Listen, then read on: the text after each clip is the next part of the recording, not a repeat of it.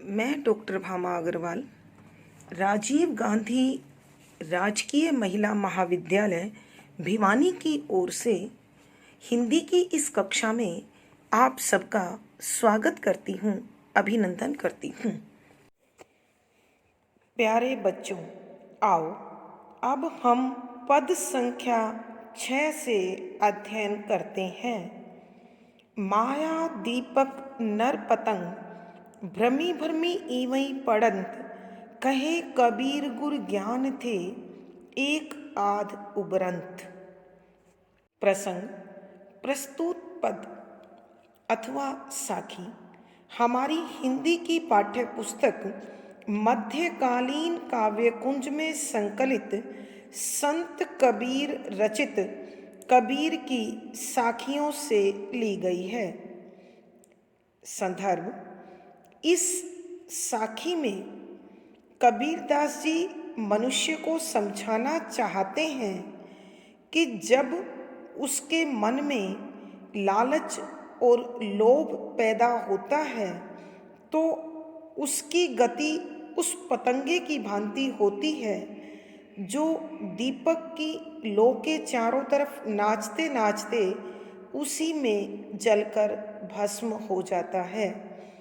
लेकिन जिसे सच्चे गुरु का ज्ञान प्राप्त हो जाए उसे इस दुख को, इस त्रासदी को, इस स्थिति को झेलना नहीं पड़ता।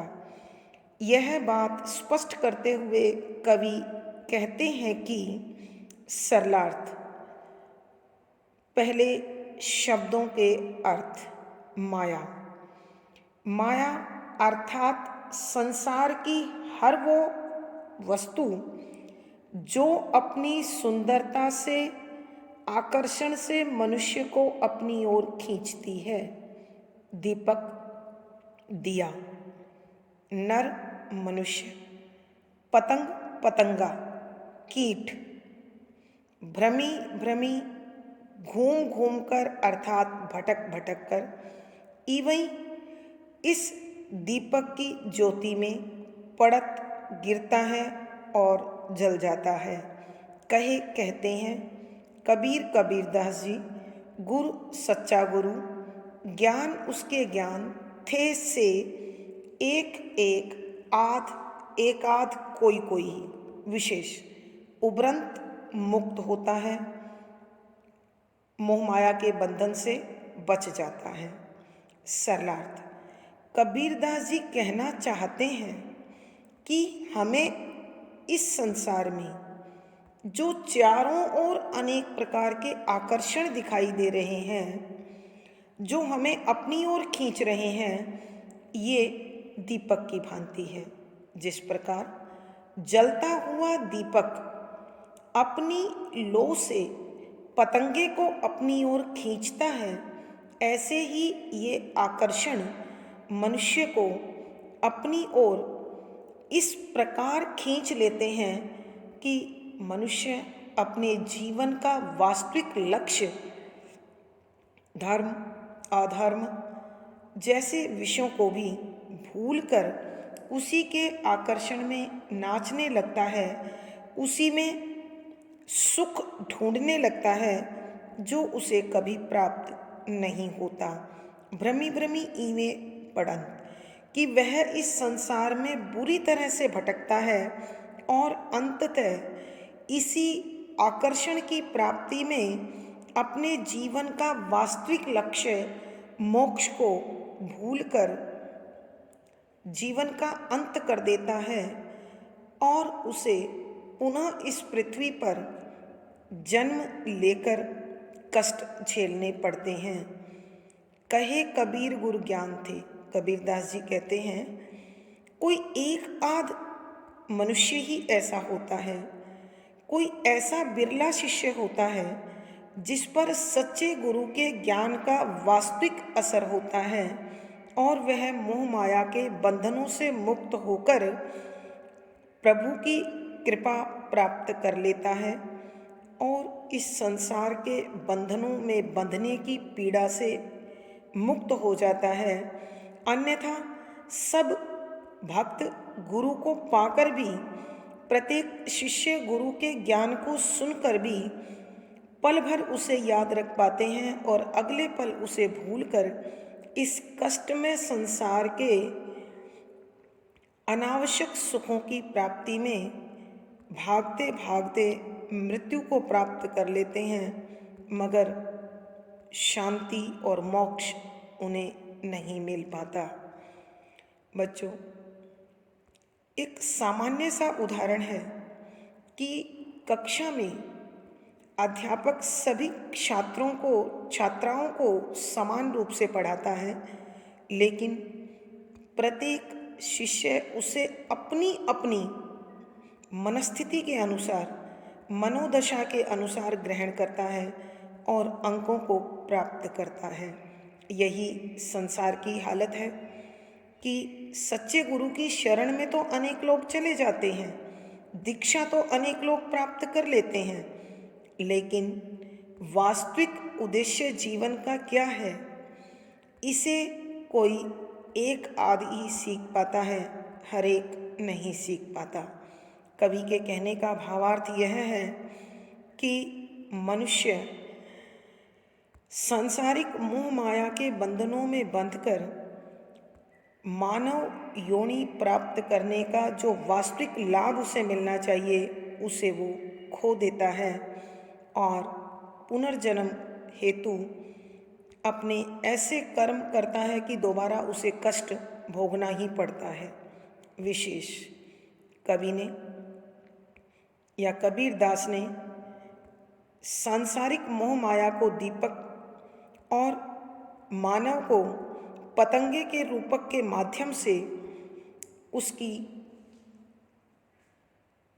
सांसारिक वस्तुओं के प्रति आकर्षण या लालच भरी दृष्टि का वर्णन किया है। साथ ही उन्होंने गुरु की महिमा का भी उल्लेख किया है। सद्दुकड़ी भाषा में रचा गया पद है, शांत रस है, प्रसाद गुण है, दोहा छंद है, गे शैली है, भ्रमी भ्रमी पुनरुक्ति प्रकाश अलंकार है, कहे कबीर अनुप्रास अलंकार है, गुर ज्ञान में भी अनुप्रास अलंकार है और साथ में माया दीपक नर पतंग सांग रूपक अलंकार भी है। पद संख्या 7। कबीर बादल प्रेम का हम परी बरसा आई, अंतरी भीगी आत्मा हरि भई बन राई। प्रसंग पूर्ववत। संदर्भ: इस पद में कबीर कहना चाहते हैं कि जिस साधक के मन में ईश्वर के प्रति अनुराग अथवा प्रेम उत्पन्न हो जाता है, फिर उसके जीवन में किसी प्रकार का कोई अभाव या कमी नहीं रहती। उसका जीवन एक पुष्प की भांति खिल उठता है और प्रभु के प्रेम से महक प्राप्त कर लेता है। तो इस साखी में कवि प्रभु के प्रेम के प्रभाव का वर्णन करते हुए कहते हैं कि सरलार्थ। पहले शब्दों के अर्थ। कबीरदास जी।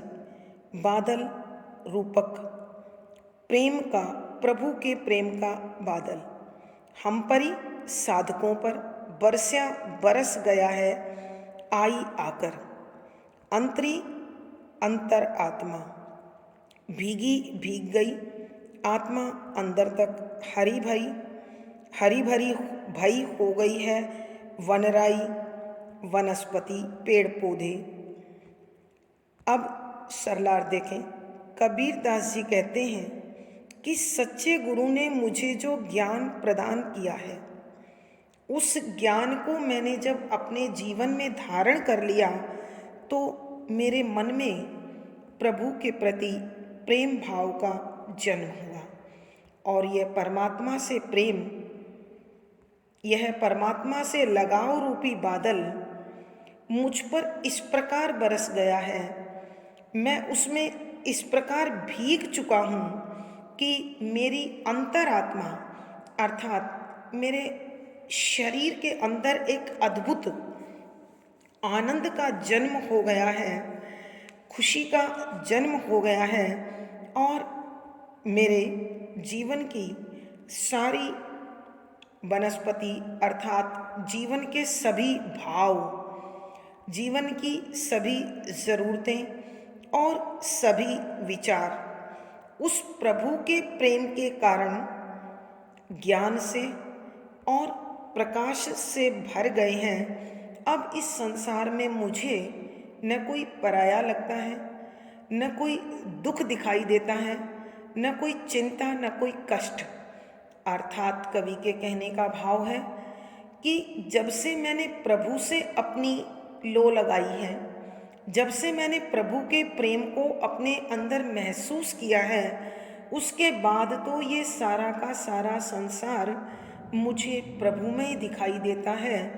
इसलिए अब मुझे कहीं किसी से किसी प्रकार का कोई द्वेष, नफरत, ईर्ष्या, क्रोध आदि विकारों का अनुभव ही नहीं होता। जहाँ जो दिखाई देता है उसमें मैं प्रभु की छवि देखकर उसके प्रति नतमस्तक हो जाता हूँ, उसे देखकर प्रसन्न हो जाता हूँ। कवि के कहने का भावार्थ है कि जब मनुष्य अपने हृदय में प्रभु का प्रेम समा लेता है तो फिर सांसारिक दोष, बुराई, विकारों को रहने का स्थान नहीं मिलता। वो स्वतः ही शरीर को छोड़कर परे हट जाती है और मनुष्य के जीवन में सिर्फ आनंद बचता है। विशेष इस पद में या साखी में प्रभु के प्रेम के सच्चे सुख और आनंद का वर्णन किया गया है। शांत रस है, प्रसाद गुण है, अभिधा शब्द शक्ति है, दोहा छंद है, गे शैली है, बादल प्रेम का रूपक अलंकार है क्योंकि प्रेम का कोई बादल नहीं होता, प्रेम का आकार नहीं होता क्योंकि प्रेम भाव होता है। हम परी बरस्या आई सांग रूपक अलंकार है। अंतरी भीगी आत्मा हरी भई बनराई कारण अलंकार है, संदेश अलंकार है। तो इस पद में अनुप्रास रूपक, सांग रूपक, कारण आदि अलंकारों का सुंदर सटीक प्रयोग हुआ है। पद संख्या 8। भक्ति भजन हरि नाव है, दूजा दुख अपार, मनसा वाचा कर्मणा कबीर सुमिरन सार। प्रसंग पूर्ववत। संदर्भ, इसमें कवि ईश्वर के भजन और प्रभु की भक्ति का साधक पर जो प्रभाव होता है उसका वर्णन कवि कर रहे हैं। कवि कहते हैं, प्रत्येक व्यक्ति को संसार के दुखों से मुक्ति पाने के लिए तन, मन और वचनों से प्रभु का एकाग्र होकर स्मरण करना चाहिए। केवल इस स्मरण के माध्यम से ही मनुष्य सभी कष्टों से मुक्त हो जाता है, सभी दर्द, पीड़ा, चिंता उसकी समाप्त हो जाती है। इसी भाव को व्यक्त करते हुए कवि कहते हैं, सरलार्थ, पहले शब्दों के अर्थ। भक्ति, प्रभु की भक्ति। भजन, स्मरण करना, प्रभु के भजन गाना। हरि, भगवान। नाव, तैरने वाली नाव। दूजा, दूसरा। दुख, पीड़ा। अपार, असीम। मनसा, मन से। वाचा, वचनों से। कर्मणा, कामों से। कबीर कबीरदास जी कहते हैं, सुमरण, प्रभु का स्मरण करना, ध्यान करना, नाम जाप करना। सार, जीवन का वास्तविक मूल्य, अर्थ, तत्व। संत कवि कबीरदास जी कहते हैं कि हे साधकों, हे भक्तों, प्रभु का नाम जपना उस नाव की भांति है जो हमें भवसागर से पार लगा देती है। यदि प्रभु के स्मरण को छोड़कर हम संसार में कहीं भी मन लगाते हैं तो केवल दुखों का संग्रह करते हैं, दुखों को निमंत्रण देते हैं, जो हमारे भटकाव का कारण बनता है। अतः प्रत्येक मनुष्य को, प्रत्येक साधक को, प्रत्येक शिष्य को मन से, वचनों से और अपने कामों से प्रभु का स्मरण करना चाहिए। बच्चों, कहने का अभिप्राय यह है कि काम कोई भी करें, प्रभु का नाम मन में जपते रहें। जब भी बोलें, प्रभु को समर्पित वाणी बोलें और कोई भी काम ऐसा करें जो प्रभु की भक्ति की राह में जाता हो, अर्थात नेकी करें, भलाई करें, मानवता से परिपूर्ण कार्य करें, तो हमें किसी अलग भक्ति की आवश्यकता नहीं है। कबीरदास जी कहते हैं, अगर हम ऐसा करते हैं तो यह नाम स्मरण सभी धार्मिक कर्मकांडों, सभी धर्मों का मूल कारण है। यदि इसके अतिरिक्त हमने अपना ध्यान इस संसार की अन्य वस्तुओं में लगाया तो हमें सिवाय दुख के, परेशानी के, निराशा के, उदासी के, चिंता के कुछ प्राप्त नहीं होगा। अर्थात कवि कहना चाहते हैं कि हे साधकों, आप मन, वचन और कामों को प्रभु को समर्पित कर दीजिए, फिर जीवन में कोई कष्ट नहीं हो सकता। कवि के कहने का भाव यह है कि प्रभु के नाम का जाप मनुष्य की सबसे बड़ी उपलब्धि है। इसके अतिरिक्त उसे हर जगह पीड़ा ही प्राप्त होती है या मिलती है, अन्यथा वह भटकता हुआ जीवन त्याग देता है। विशेष यहाँ कबीरदास जी मनुष्य को धार्मिक आडंबरों को त्याग कर सच्चे अर्थों में प्रभु का भजन और नाम स्मरण का उपदेश दे रहे हैं। संदुकड़ी भाषा में रचा गया पद है, शांत रस है, प्रसाद गुण है, दोहा छंद है, गे शैली है, अभिधा शब्द शक्ति है, हरि नाव रूपक अलंकार है, दूजा दुख अनुप्रास अलंकार है, मनसा वाचा कर्मणा पदमैत्री अलंकार है और कबीर सुमरण सार संदेश अलंकार है कि इस पद में रूपक, अनुप्रास, पदमैत्री, संदेश आदि अलंकारों का सुंदर सटीक प्रयोग हुआ है।